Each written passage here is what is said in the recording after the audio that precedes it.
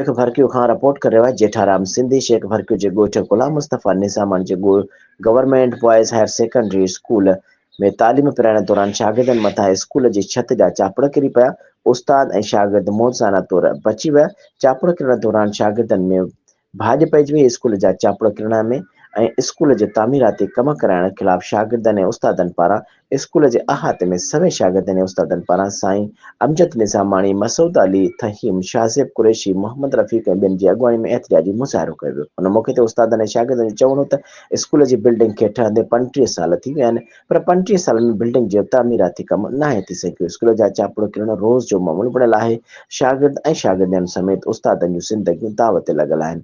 जॾहिं त स्कूल जी समूरी बिल्डिंग नाकारा बणिजी वई आहे, जंहिं बाबति तालीम खाते जे अमलदारनि खे शिकायतूं कयूं वयूं आहिनि, पर का बि तदारक न पई थिए। उस्तादनि ऐं शागिर्दनि जो चवणो त स्कूल जा 4 कमरा, 3 साइंस हाल जेकी 2011 में मंज़ूर थिया हुआ, जंहिंजी बिल्डिंग अध में छॾे ठेकेदार ग़ाइब थी वियो आहे। उहा नई तामीर थियल बिल्डिंग बि मुख़्तलिफ़ हंधा टुटी वई आहे, जंहिं में ठेकेदार पारां नाक़िस मटीरियल इस्तेमालु कयो वियो आहे। ठेकेदार ख़िलाफ़ इंक्वायरी कराए स्कूल जी बिल्डिंग जी रिपेयरिंग वारो कमु मुकमल करायो वञे। जॾहिं त स्कूल जी समूरी बिल्डिंग खे ॾार पइजी विया आहिनि। स्कूल जा शागिर्द ऐं शागिर्दियूं खोपड़ थिया तालीम पिराइण ते मजबूर बणियल आहिनि।